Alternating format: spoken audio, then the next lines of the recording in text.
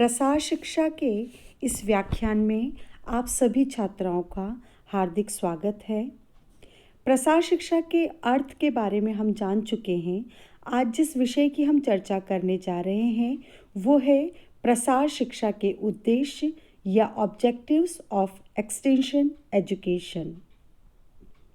प्रसार शिक्षा का मुख्य उद्देश्य ग्रामीणों का विकास करना है। ग्रामीण जनता अपने ही परिवेश या परिस्थितियों में रहकर स्वयं के प्रयासों से नवीन जानकारी हासिल कर, नवीन तकनीकों को अपनाकर जीवन स्तर तथा रहन सहन का स्तर को बढ़ाकर अपने जीवन को सुखमय बनाने का प्रयास करे। यही इस प्रसार शिक्षा का मुख्य उद्देश्य है।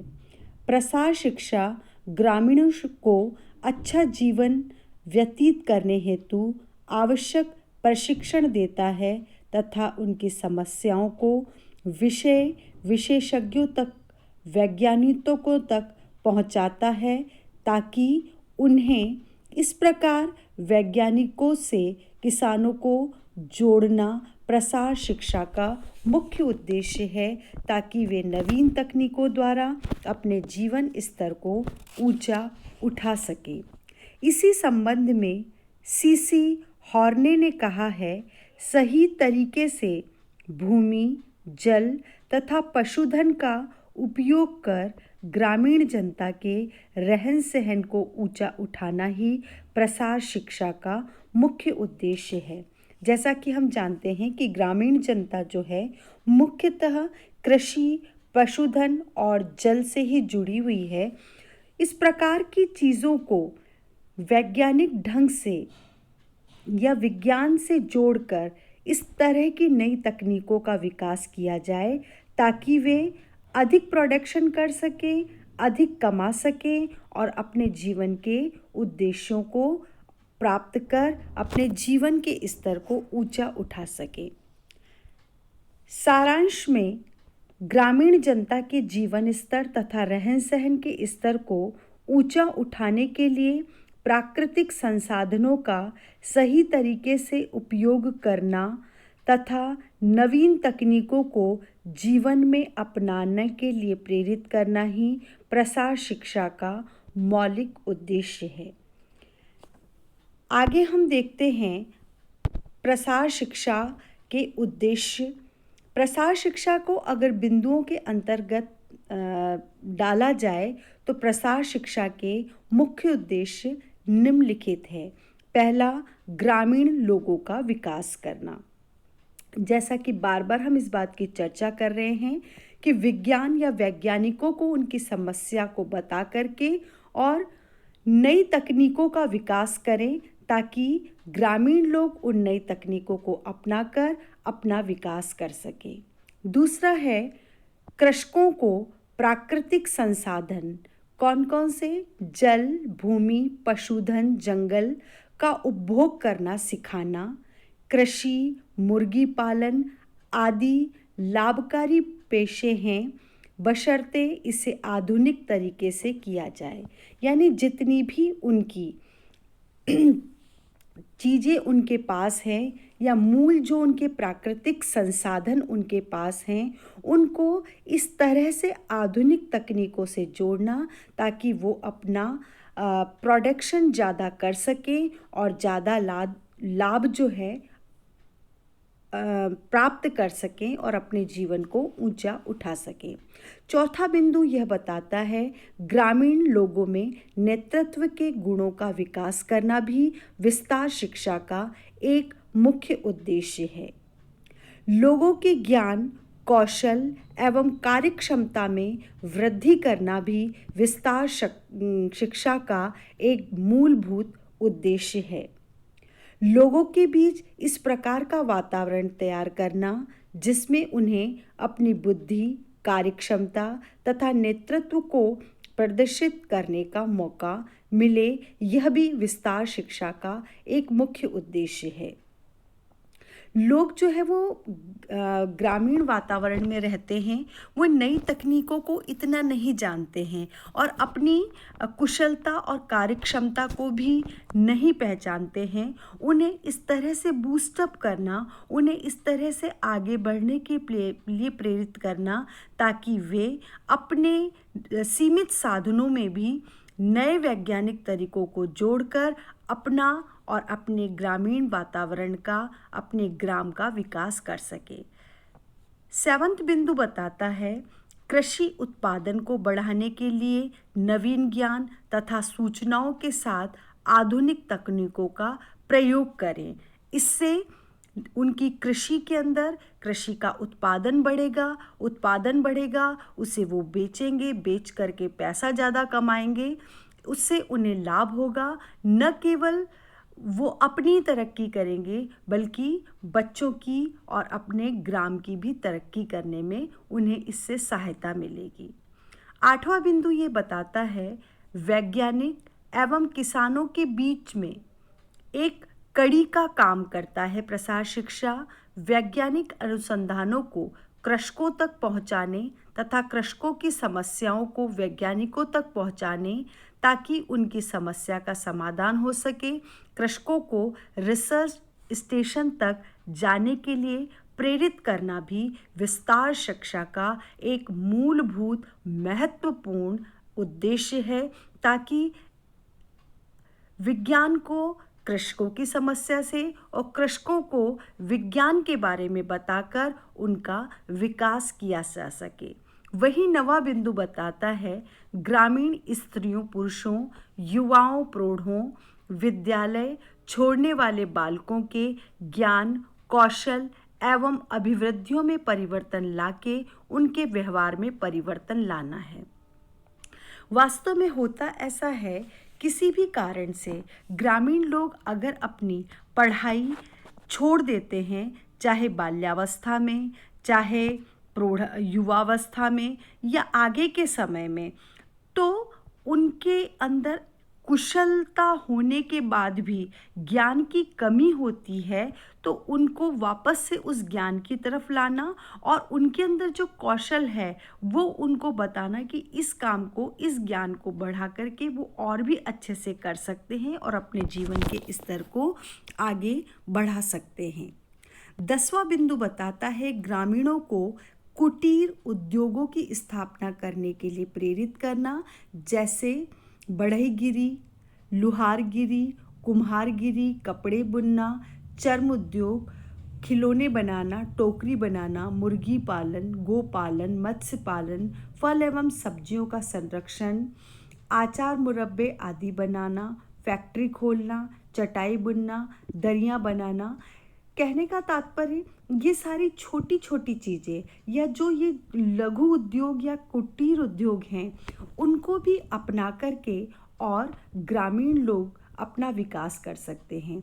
उन्हें ये नहीं पता कि इन लघु उद्योगों को अगर वो आरंभ करते हैं तो उन्हें सरकार से भी आर्थिक रूप से सहायता मिल सकती है। इसके बारे में भी विस्तार शिक्षक उन्हें बताता है और यह एक विस्तार शिक्षा का अहम उद्देश्य है। उससे वो केवल खेती ही नहीं बल्कि उद्योगियों की तरफ भी प्रेरित हो पाते हैं। 11वां बिंदु है, मूलभूत भौतिक सुविधाओं को ग्रामीण जनता को उपलब्ध करवाना। अगली बात है, ग्रामीणों की समस्याओं को पहचानने तथा हल ढूंढने में उनकी मदद करना। जब ग्रामीणों के संपर्क में विस्तार शिक्षक आता है तो निश्चित रूप से लगातार जब उनकी समस्याओं को सुनता है, उसको पहचानता है, तो उसका हल ढूंढने का प्रयास करता है और उन्हें सही मार्गदर्शन देता है, ताकि वो न केवल अपनी समस्या से निजात पाते हैं बल्कि उसका हल ढूंढकर आगे बढ़ने का प्रयास करते हैं। ग्रामीण अर्थव्यवस्था में समृद्धि करना, जैसे अपने अभी 10वें बिंदु में देखा, कुटीर उद्योग के बारे में चर्चा करी। तो आर्थिक समृद्धि पाने के लिए वो कुटीर केवल कृषि तक ही सीमित नहीं है बल्कि इस तरह के कुटीर उद्योगों को भी वो खोल सकते हैं, सरकारी सहायता उनको मिल सकती है ताकि वो अपने पुश्तैनी धंधों को आर्थिक सहायता द्वारा आगे बढ़ा पाते हैं और अपनी अर्थव्यवस्था और अपनी खुद की आर्थिक स्थिति को सुदृढ़ बना सकते हैं।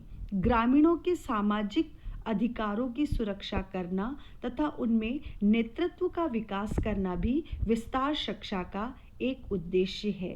साथ ही लोगों में आत्मविश्वास को जगाकर एक स्वस्थ समाज की स्थापना करना भी यही विस्तार शिक्षा को दर्शाता है।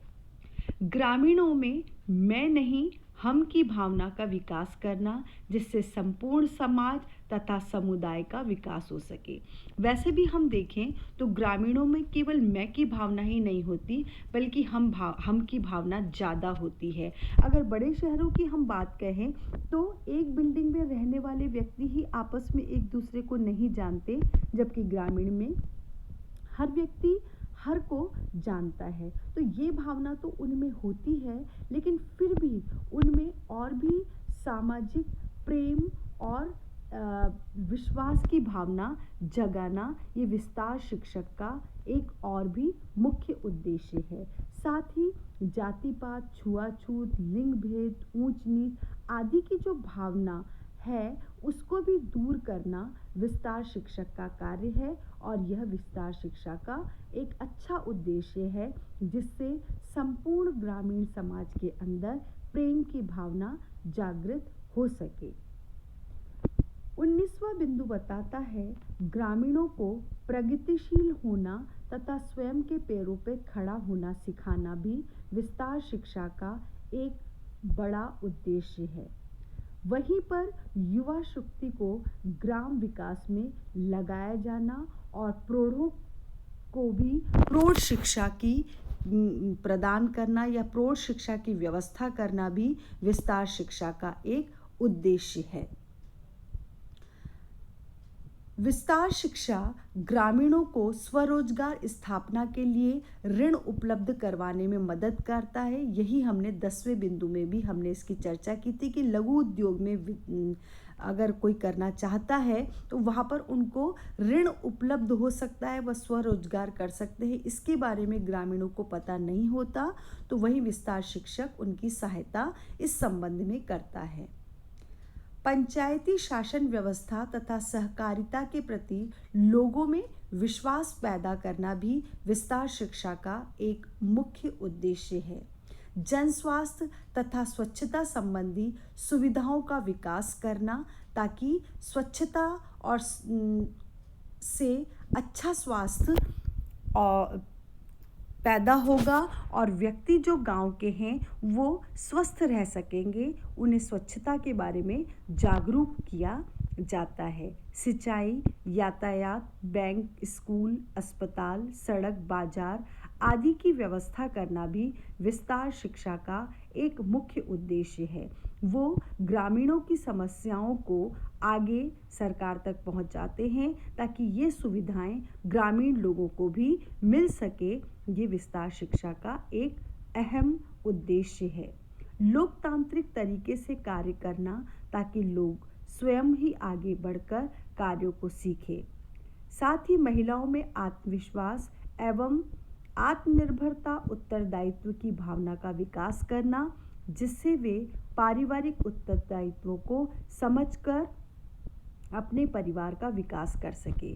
जी हाँ, ये बात कही जाती है कि पुरुष तो केवल खुद का विकास करता है या एक पीढ़ी का ही विकास करता है, जबकि एक महिला 2 कुल को तारती है, अपने पीहर को भी, अपने ससुराल को भी। अगर उसमें आत्मनिर्भरता और उत्तरदायित्व की भावना होगी तो निश्चित रूप से वो अपने बच्चों का, अपने परिवार का और भी अच्छे ढंग से विकास कर सकेगी। साथ ही वो अच्छा गृह प्रबंध, पौष्टिक भोजन, संतुलित भोजन, अच्छी रसोई, बागवानी आदि का कार्य भी बहुत ढंग से कर सकेगी। ग्रामीणों को इस प्रकार से प्रशिक्षित करना कि वे कृषि धंधा, पशुपालन, मुर्गी पालन आदि के व्यवसाय को लाभकारी माने, इन्हें अपनाएं और इन्हें गर्व करें तथा इनका दृष्टिकोण सकारात्मक हो। मतलब ये इस तरह के लघु उद्योग भी कर सकते हैं ताकि वो स्वरोजगार प्राप्त कर सकते हैं। तो हम कह सकते हैं कि विस्तार शिक्षा के ये बहुत महत्वपूर्ण कुछ बिंदु हैं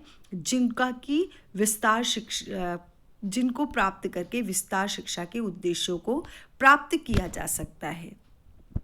विस्तार शिक्षा का अंतिम बिंदु है घरेलू क्रियाकलापों के समय शक्ति बचत के साधनों का प्रयोग करना सिखाना ताकि उनका परिवार जीवन सुखद बन सके।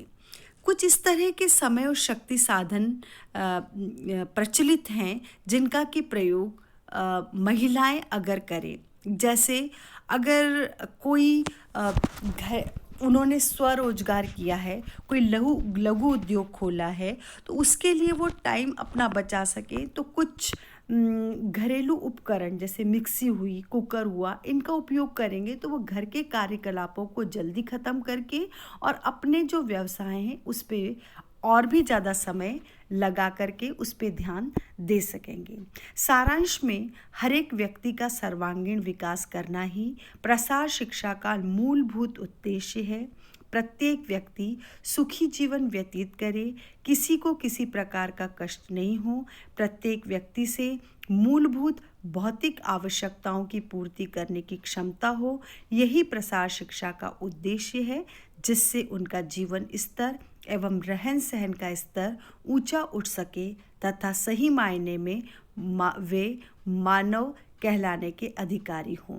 अतः हम कह सकते हैं विस्तार शिक्षा जो है वो बहुत महत्वपूर्ण शिक्षा है, जो कि ग्रामीण लोगों के जीवन स्तर को ऊंचा उठाने में बहुत मदद करती है। यही इसका मुख्य उद्देश्य है। धन्यवाद।